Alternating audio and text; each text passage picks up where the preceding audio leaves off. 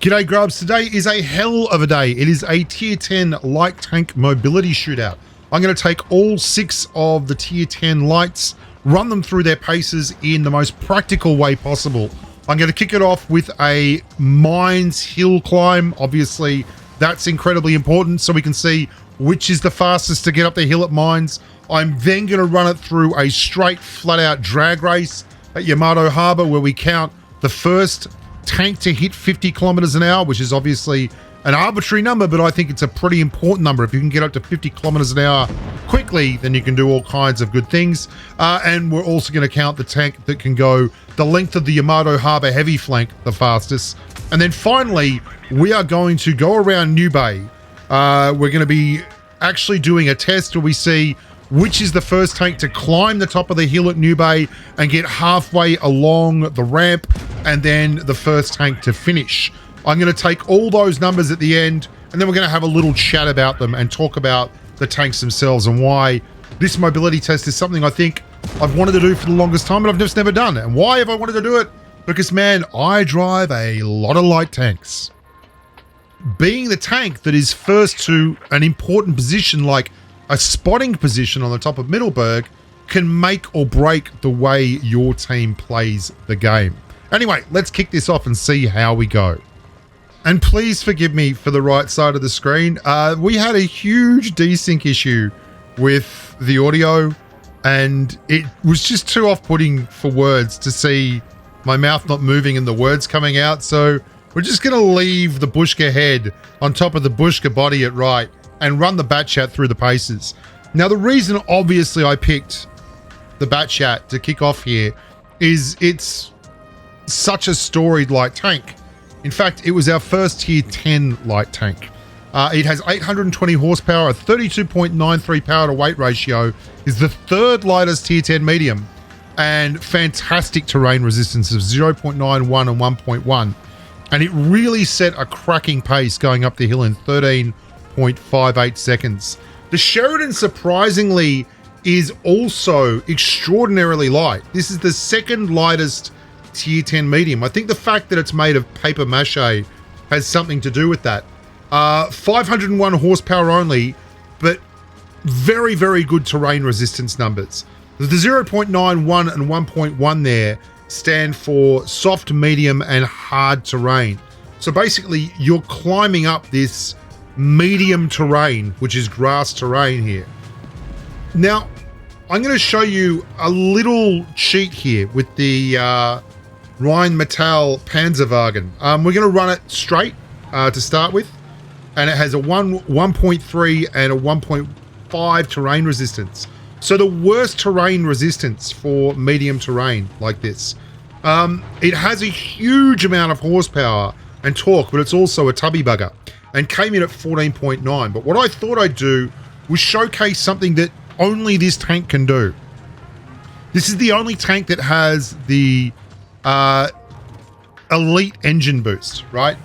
And if you use the elite engine boost coming up here for the Rheinmetall, you're going to see it chops a huge chunk of time off, and is something that I would really consider running instead of running, say, an adrenaline rush. 12.62 is nearly a second faster than the Batchat, which has been the fastest time so far. That's a really big number. So engine boost plus that tank means you're going to get somewhere very quickly. This is the lightest of the tier 10 lights and has equally fantastic terrain stats as the Batchat and the Sheridan. Obviously, this is a little bit down to driving, but the T100 LT is very competitive. 14.03 is not great, but I think it could maybe get it down to the low 14s, high 13s pretty comfortably there. I mean, it's great, it's just not the best. The Vickers across the board does struggle a touch. It's middle of the road power to weight and very poor terrain resistance stats for tier 10 lights. 0.9, 1.1 and 1.2 are the best, but the Vickers at 1.5 is the worst soft terrain and equal worst medium terrain. 14.92, not a surprise there. So the Batchat is first right now. Realistically, then you've got the T100 LT And then you start to have everything kind of fall in a clump between 14.5 seconds and 14.9 seconds. The WZ132-1, excellent horsepower, but middle of the road power to weight ratio and pretty bloody good terrain resistance numbers, comes in at 14.93. Now, if we break those down and give a point for each place, the Batchat is clearly ahead at 6. We're going to drop the Rheinmetall Panzerwagen and its superior engine boost off the table because that's a lifestyle choice. And we will talk more about that at the end, though, because I think it's pretty important to talk about. And then the only real surprise there for me was that the 132-1, the Vickers, and the Rheinmetall Panzerwagen were actually very, very close and at the top end of the tree there. So let's see how we go on the flat. Now there's 2 tests here. One is the first tank to 50 kilometers. This is an important test because it's when you're accelerating away and trying to escape from danger and just get around that corner so you don't get shot by another tank. And the WZ is off to a very good start with that. 5.17 seconds to get to 50. Now the total here, a lot like the race at the end, is ever so slightly to be changed by the driver. This is a really good run for the WZ, in fact. It ends up with a 25.62 total time. It's the time to cross the second to last concrete slabs line. Now the Batchat is very, very quick. 4.65 seconds to get to 50 kilometers an hour. And I don't think that's a huge surprise to anyone. I should point out that all these tanks have the engine maximized in the equipment slots. So we're not talking about traverse. I am always maxing out base engine speed. And they also have maxed out fuel, etc. 25.62 is the time to beat at the end there. The Sheridan is every bit as quick as the WZ132-1, but not as quick as the Batchat. And in fact, that's not a huge surprise. It's a very light tank and it has a good power to weight ratio, but not the best of drive. Still not losing a lot of time there, and it comes in at 26.43. So in second position at the moment, just after the Batchat, and ahead, surprisingly, of the WZ132-1. Now, all these tanks have around about the same top speed. Excuse me. Between 64 and 68, 69 kilometers an hour. 5.08 is very, very good for the Rheinmetall Panzerwagen.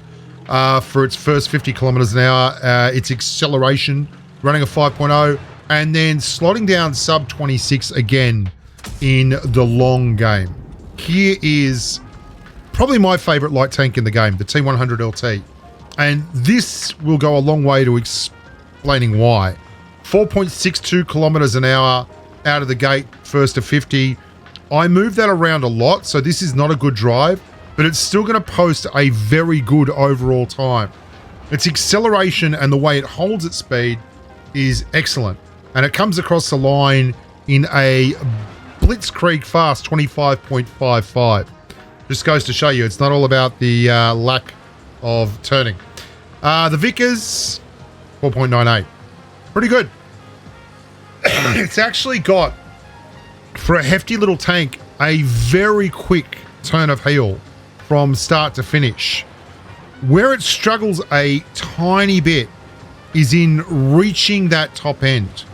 The Vickers' top speed on the move is pretty quick, 65 kilometers an hour, but it's not the top end 69 or 68 that you get on the T100 LT.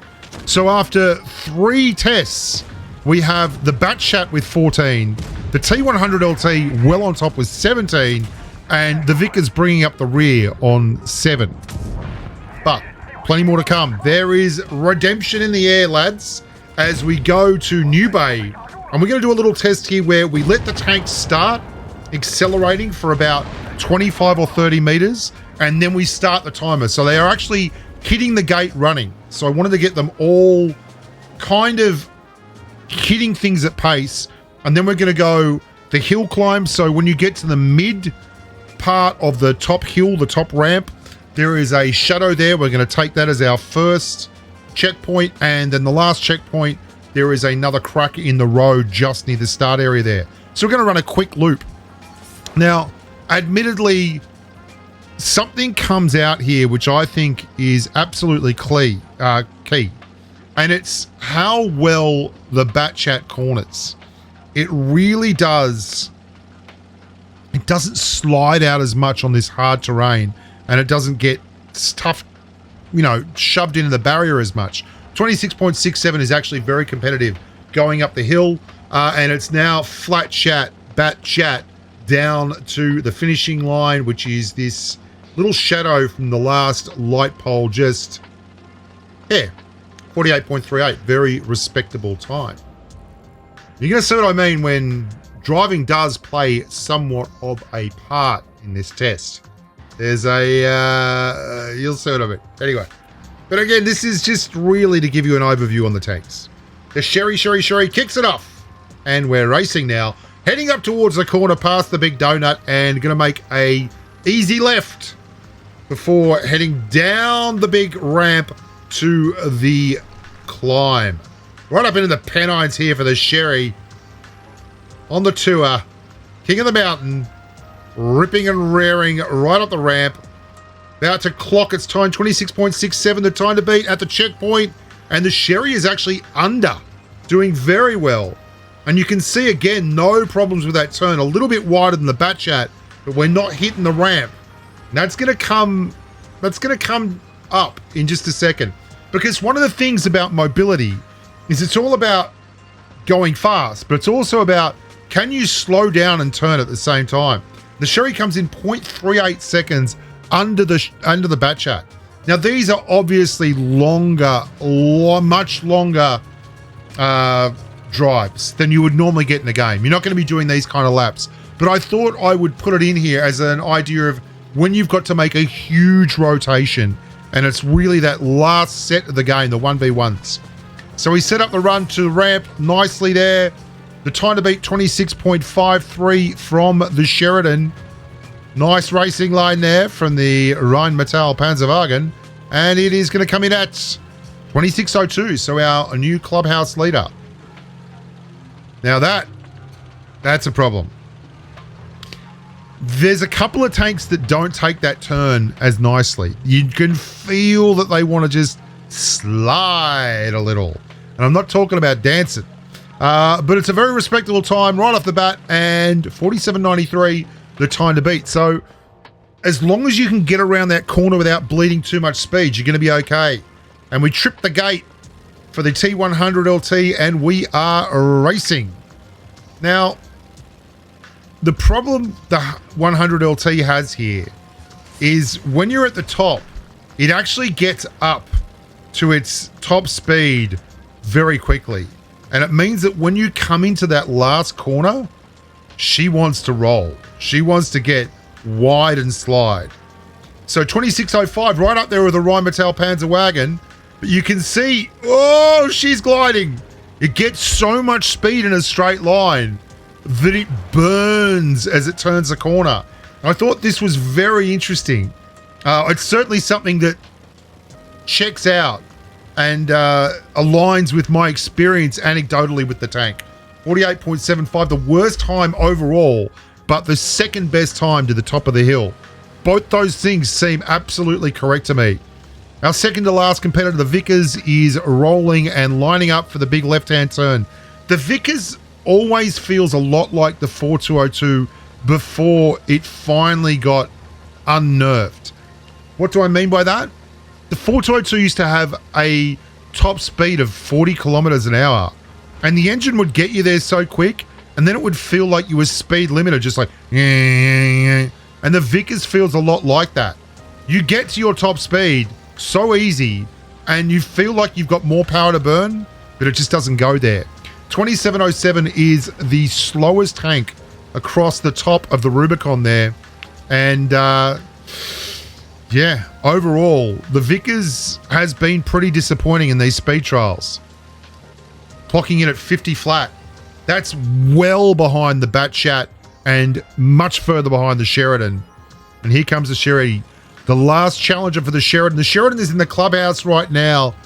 having a nice cold beer, the clubhouse leader, and knows that the only one left on the track to beat it is this little Chinese number, the WZ132-1. A lightweight Leviathan as it comes screaming up the hill. Pretty good racing line here for the WZ, but certainly no better than the Rhein Mattel Panzerwagen.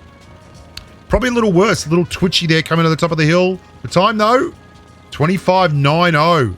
That is the best. And she didn't quite slide out.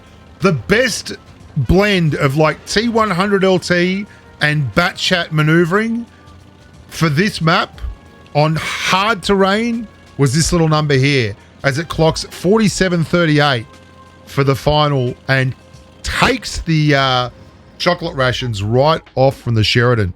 Now, if you add all those numbers up from the 5 tests and the 5 time trials, you're going to get some pretty unsurprising things coming up. The T100 LT overall is the most mobile, closely followed by the Rhein Mattel Panzerwagen and a hair's breadth ahead, though, that tank, of the 132-1 and the Batchat.